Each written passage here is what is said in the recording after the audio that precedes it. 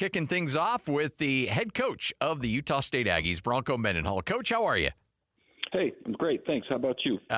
We're doing well. Thank you for hopping on with us as we kind of recap spring ball. First off, Now that you've got spring under your belt, kind of give us your evaluation on how things went. Man, lots of really positive things. Really, there's a sequence and a rhythm and a cadence to taking over a program and launching. And to me, the culture is always first. So the effort component, certainly the physicality, the camaraderie, the teamwork, the unselfishness. So the entire primary focus on the launch was getting the culture right. And when that gets traction and you can start to feel that, then there's certainly the personnel evaluation part, which is, what does our roster look like? Where are the strengths? Where are the needs? Where are the possible depth concerns? And that's really being manifest through the framework of the schemes that you're installing, which is allowing kind of the structure and the platform for the rest of it to happen. And I really like all three of those areas. So I think culture is becoming very strong. I think we have a really clear idea of where our talent currently is and where our strengths might lie. And then we got a really nice head start in terms of the schematic part, so I would say overall, spring was a success and very few injuries, which is always something, especially when you're trying to install the physicality component, that's a concern, and you try to balance that the best you can. Yeah, how hard is that because you got to walk that line of you want to establish a high level of physicality, and I know everywhere you've been, your teams have been crazy physical, but you also want to make sure that guys stay healthy going into fall and all their summer obligations as well. So how hard of a line is that to walk? It's really challenging, but that's based on the framework, right? And so if that is part of your culture and a necessary part of what the program will require to have success, it's really a non-negotiable. And so, especially at the beginning, and while you're working to get traction, and while you're working to embed the ideals, and while you're working to have that become our way, really, sometimes that's at the expense of or at the additional risk of an injury or two, and there's really just no way around it. If you miss that at the very front end, meaning the first impression, you're not asking for physical football. You're not asking players to beat blocks and make plays or to finish blocks. It's really difficult to then go back and say, this is now our culture, and do that some other time. And so I lean more toward the risk and inheriting the risk of what the injuries might be like, especially early in the program, than later when it's more established. I know that a key word for you and all your stops has been consistency, but is there a difference between a year one spring ball for Bronco Mendenhall as opposed to year two, or do you keep it consistent year in and year out? The baseline is consistency, but certainly there are tweaks along the way, and it's interesting. So not only the template, the template is consistent with slight variations. Really, another way to look at the consistency is what does the football actually look like? Yeah. And usually at the very beginning of a program launch and the beginning of spring, it's just simply wild. You never really know on any given play what's going to happen. In terms of the execution, possible turnovers, maybe penalties, the lack maybe of coordination between all 11 players per side of the ball.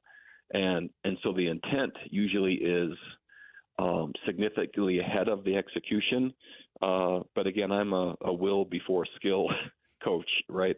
And we miss on that first, and eventually the execution and the consistency of the execution starts to catch up. And that's really within the framework of a really consistent model, not only in the rhythm of the day from the team meetings to position meetings, and so the players know what to expect, but really year to year with the appropriate and necessary adjustments that have to happen year to year, after you've self-scouted and realized where you might have missed the mark a little bit. How often do you, or I guess, and maybe this year is a little bit different in that regard as opposed to future spring footballs, but is there and I'm not asking you to give details, but is there a rough depth chart that you guys have put in place, or is that still yet to be determined coming into fall? It's rough with a capital R.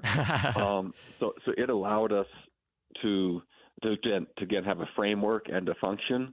But again, through the course of spring and as physical as it was, lots of players missing a day or two or beat up, and we're having to shuffle players around, just so we can practice and function. So not nearly the consistency or specificity of a true two deep to then say this is what it's going to look like. But we do have a really good idea of the combination of players that will be our ideal when all healthy and can put out at the same time. So, yeah, way early to say too deep, but enough of an idea to be in a fairly good place as we start fall when that comes. Bronco Mendenhall, head coach at Utah State, joining us here on 97.5, the KSL Sports Zone. Coach, when you're evaluating players and you've had to have some tough conversations with guys who are already on the roster, do you, and I guess I'm putting you on the spot here and I apologize, do you know percentage-wise how much of last year's team is back or where you're at in terms of a new turnover in roster in terms of numbers? Mm-hmm. That's a really good question. So I haven't calculated the percentage. I know after the first winter arrival period, we'd added 42 new players just in that arrival period. That doesn't mean all of those were scholarship players.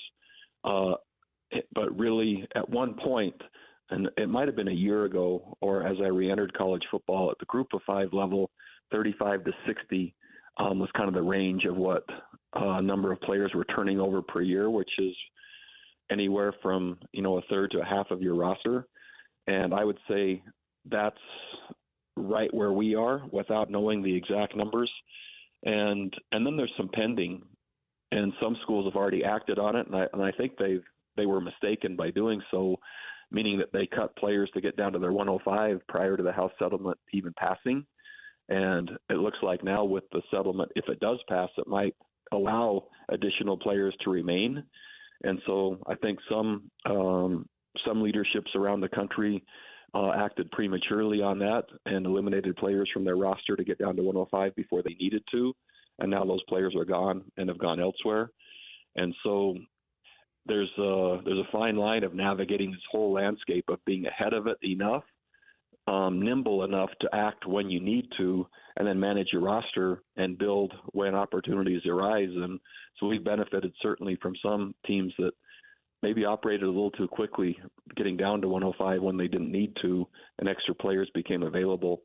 And so that really is a challenge if you have existing players on your roster that are battling and doing everything they can to make your team. We've been transparent with them, saying, gosh, you're this number or this number, you're 107, you're 108, you're 109, you're 110. So they then know to stay in battle because each team can carry whatever number they have up till a week before the first game. And so some players might stay and just think they can carve their way in through attrition or passing other players. And some might just say, no, I want to go in the portal right now and I don't think I'll make it. And there's still a lot of volatility and a lot of uncertainty in college football, and the lack of framework that exists and the rules to quite frankly, navigate it. So when that portal finally closed, and I know that there's still paperwork that can come across the things like that, but when that portal finally closed, do you take a deep breath and say, man, maybe now I can relax for a little bit in terms of that? I think the worst part of college football's current structure is the spring window. It really does not give a chance for stability in any way, shape, or form for roster management. And there's clearly a better way that provides access for players to move if they would like to in the appropriate time, and then programs to have enough consistency. A year ago at New Mexico, I had to go out and find 17 new scholarship players after spring. And that's a challenge. We added over 30 total new players, and so a quarter of the roster that didn't get a spring practice, an off-season program. And I didn't feel until about game 5 where our team kind of started to come together, and then we went on a run at New Mexico after the integration of all the new players, and that's just not necessary. And so back to your question, when the portal closed, I sent a text immediately And we really, of our current team and players that we felt were vital to retain, we did really, really well. And so the relationships are taking hold. The vision is being believed in. The camaraderie and the unity has started. And really the players that were existing here weren't going anywhere, the ones that have been with us from the winter and through the spring. And I know that you would love nothing more than to open up your camp and allow a lot of access and allow a spring game and things like that. And Hans and I have talked about this a lot on the show, and in saying that, you know what, if we were doing the same and we were in your shoes, we'd do the exact same thing. We would shut it down, and we would put, a proverbial wall around the program, because that's probably the safest way of doing business right now. I never imagined that I would make that decision or would need to make that decision, but I'm the steward over this program and the resources that we have, and the primary resource and the kids I care about most are our players. And I wrestled even further with, esteemed alumni that wanted to come back, or people that are contributing to our collective that have given so much. And I managed that the best I could in terms of who, if any, get access, how come, how trustworthy, and will that information spread? And it just takes a single comment from someone that comes to watch to a friend of, oh man, you ought to see so-and-so at Utah State. And it doesn't take any more than that. And I would have never imagined that would be the case, but yet that's the case. And so my hope is to make up for some of that in the fall, where usually it was just the opposite. The fall was kind of the lockdown. We were focusing on the season. And now I intend to flip the script to some extent. I don't really know what that's going to look like yet, but probably more access than I've had in the past during fall now, because it's not a portal window. That doesn't mean I'm excited about everyone sharing what's. Hell, looks like we may have lost Bronco there. I there we go. Imagined. There we go. Coach, you dropped out for a second. We got you. No, okay. I just never imagined in the spring it would be I'd be kind of faced with that decision, but I feel great about it. I think we managed it really well, and then hopefully we can make up with some access for the fall. I know you didn't get the pleasure of coaching this young man, but the last time he was out on a field, Jalen Royals had 11 catches, 188 yards, and a touchdown against you when you were at New Mexico. He goes and gets drafted, and the highest player from the state of Utah to get drafted. So how much does that help a program when you're out there recruiting and talking to guys and saying, hey, come to Utah State, we can still put you in the league? Oh, it's great. What a great young man, and what a great career. So I've gotten to know him a little bit just in my time here through watching him work out in pro days, and him coming to some of our off-season workouts, and just really a neat statement of having a chance to have left a year ago and stayed, and could have received significantly more money, but this community, that the coaching staff, the fit for him overrode all of that, and it was long-term thinking. And so the real money, if these kids will just think about maybe prolonging it for a year and get sound advice like he did. He took the advice. It was accurate. It was necessary. And now the compensation part is in place. And so he deserved it. He's a really, really good player. 3 other players signed free agent contracts, so 4 from Utah State. And so the idea that you can't pursue your dreams, or you won't, based on what being able to attend Utah State, is just simply not true. And the numbers just verified that. So, and again, I want to be careful how I ask this, and you can answer it any way you'd like. But from everybody always likes to talk quarterbacks. Bryson had a good end of the season last year. What do you see out of that room, and what can you tell us about what you saw out of your group? Yeah, I'm encouraged. I like our depth. I like the competition, and I like the way that it's trending. As everyone knows, man, Bryson is tough. He's physical. He's capable. I believe the number is he's led a team that has won 8 Power 4, I think would be the term we use now, games. And so he's experienced. And I love the basically who he is and how he plays is really a perfect fit for the type of programs that I run in terms of the demand, the capability, the toughness, and the physicality. And then there's really good depth with up to 3 players competing in addition in CJ Tiller, Jacob Conover, and Anthony Garcia. So I like the depth. I like the capability. I like the skill sets, and it will shape out. I'm really confident in time for us to be in a good place before we play. When you look ahead to next season and you look at what you've got in the Mountain West Conference, how advantageous is it for you to take over a job, but yet also know your conference opponents and know exactly what you've got in play there? Yeah, really helpful. Last year, returning gave me a really good idea. The league is full of parity, really on any given week. I think I can't say 50-50, but it's pretty dang close. Mm-hmm. And so I really like that framework. And so I have some idea now. A few of the teams we didn't play last year, as in the Mountain West, you don't play every team every year. But that was really helpful. And it's really helpful right now as we look to complete our roster and finish up with adding a few players.